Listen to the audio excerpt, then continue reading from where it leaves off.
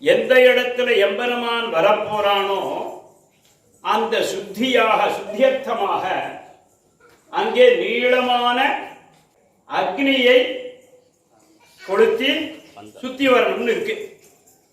அந்த மாதிரி சுத்தி வந்தவன் யார்? முதல்ல ஹனுமான் தான்.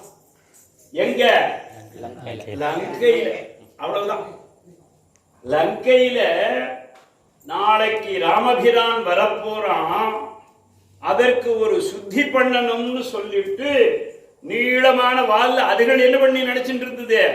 வேற விதமா நினைச்சிட்டு இருந்தது. ஆனால் ஹனுமானுடைய திருவுள்ளம் ராமபிரான் வருவதற்கு முன்பாக ஸ்தல சுத்தி செய்துவிட வேண்டும். ஏன்னா சாட்சாத் பகவான் இல்லையா? ஆகையினால அந்த ஸ்தல சுத்தியர்த்தமாக அங்கே வால்ல அது நெருப்பை சுத்தி லங்கையை பூரா சுத்தப்படுத்திட்டு வந்துட்டான். அப்பவே அதுல இருக்கக்கூடிய ராட்சசாமி எல்லாம் அங்க ஓடிப்படுத்திடலாம். அப்பவே பாதி போயிடுது. அந்த பயத்திலேயே பாதி போயிடுது. அந்த மாதிரி இந்த வெண்கடுகள்லாம் கழிச்சதுனால இங்க இருக்கக்கூடிய துர்பிக்ஷங்கள் எல்லாம் வெளியில போய் சாட்சாத் திருவேங்கடமுடையான் வரப்போறான்.